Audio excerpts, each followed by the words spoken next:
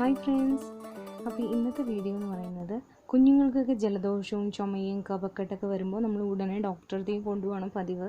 പക്ഷേ കുറച്ചൊക്കെ നമ്മുടെ കയ്യിലുള്ള നാട്ടുവൈദ്യങ്ങളൊക്കെ പരീക്ഷിക്കാവുന്നതേ ഉള്ളൂ. അതിനൊന്നും ഒരു സൈഡ് എഫക്റ്റും ഇല്ല എന്നുള്ളതാണ്. പക്ഷേ അത് കറക്റ്റായിട്ടുള്ള രീതിയിൽ അറിഞ്ഞ് നമ്മൾ കുഞ്ഞുങ്ങളിൽ പരീക്ഷിക്കണം എന്ന് മാത്രമേ ഉള്ളൂ. പ്രത്യേകിച്ച് ഈ ഒരു സമയത്തൊക്കെ നമ്മൾ കുഞ്ഞുങ്ങളെയും കൊണ്ട് പുറത്തേക്ക് മാക്സിമം പോവാതിരിക്കാൻ നോക്കുക. അവർക്ക് മാക്സിമം അസുഖങ്ങൾ ഒഴിവാക്കാൻ നമ്മൾ തന്നെ ശ്രമിക്കുക എന്നുള്ളതാണ്. അപ്പോൾ ഈ ചുമയും പനിയും ജലദോഷമൊക്കെ കുഞ്ഞുങ്ങളിൽ എന്നും കാണുന്ന അസുഖങ്ങളാണ്. അപ്പോൾ അത് നമുക്ക് പെട്ടെന്ന് മാറ്റിയെടുക്കാൻ പറ്റുന്ന ഒരു ഇലയാണിത്. ഇതിന് പനിക്കൂർക്ക എന്ന് പറയും, നവര എന്ന് പറയും.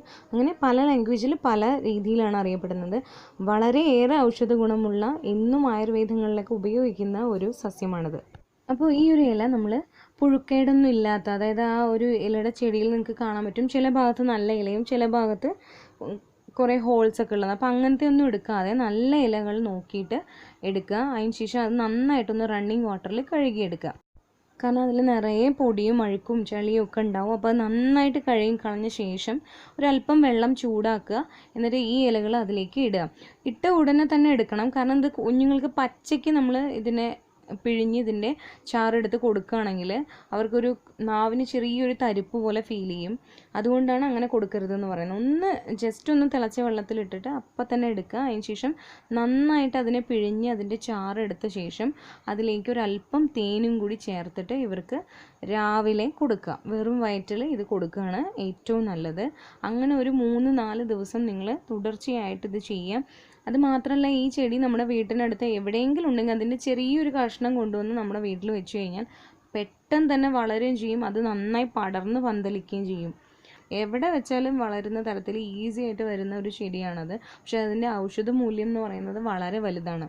അപ്പോൾ കുഞ്ഞുങ്ങളിൽ ഇതുപോലെ കഫക്കെട്ടും ചുമയൊക്കെ ഒരുപാട് മൂർച്ഛിച്ച് അവർ ഒരുപാട് രാത്രിയൊന്നും ഉറങ്ങാതെ ആ ഒരു തരത്തിലേക്ക് എത്തിക്കഴിഞ്ഞിട്ട് ഇതുപോലുള്ള ഇലകൾ പരീക്ഷിക്കാൻ നിന്നാൽ ചിലപ്പോൾ സക്സസ്ഫുൾ ആവില്ല. അതുകൊണ്ട് നമുക്ക് അമ്മമാർക്ക് അറിയാൻ പറ്റുമല്ലോ, അല്ലെങ്കിൽ കുഞ്ഞുങ്ങളെ ശ്രദ്ധിക്കുന്നവർക്കൊക്കെ അറിയാൻ പറ്റും അവരുടെ ഒരു ടോണിലുള്ള വ്യത്യാസം, അവർക്കുള്ള അസ്വസ്ഥതയും കാണുമ്പോൾ തന്നെ നമുക്ക് ചുമയും ജലദോഷമൊക്കെ വരാനുള്ള ചാൻസ് ഉണ്ടെന്ന് മനസ്സിലാവും. മൂക്കടപ്പൊക്കെ തുടങ്ങുന്ന ആ ഒരു സമയത്ത് തന്നെ നമ്മൾ രാവിലെ 2-3 ദിവസം ഇത് കൊടുത്തു നോക്കുക. നിങ്ങൾക്ക് പിന്നെ ഈ ഒരു പ്രശ്നമേ ഉണ്ടാവില്ല. ഒരു മരുന്ന് കൊടുക്കുക ഒന്നും ചെയ്യേണ്ടി വരില്ല.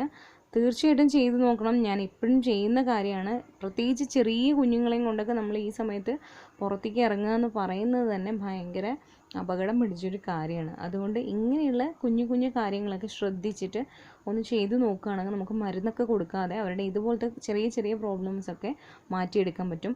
അത് മാത്രമല്ല, ഇത് രാവിലെ കൊടുക്കാനാണ് എപ്പോഴും എല്ലാവരും പ്രിഫർ ചെയ്യുക. പ്രത്യേകിച്ച് സന്ധ്യ നേരം കഴിഞ്ഞിട്ട് ഈ ഇലകളൊന്നും പറിച്ചിട്ട് കൊടുക്കരുതെന്ന് പറയും. അതുകൊണ്ട് രാവിലെ തന്നെ കൊടുക്കാൻ ശ്രമിക്കുക. അപ്പോൾ വീഡിയോ ഇഷ്ടപ്പെട്ടെങ്കിൽ യൂസ്ഫുൾ ആണെങ്കിലും ഷെയർ ചെയ്യുക. സബ്സ്ക്രൈബ് ചെയ്യാത്തവർ സബ്സ്ക്രൈബ് ചെയ്യുക. താങ്ക്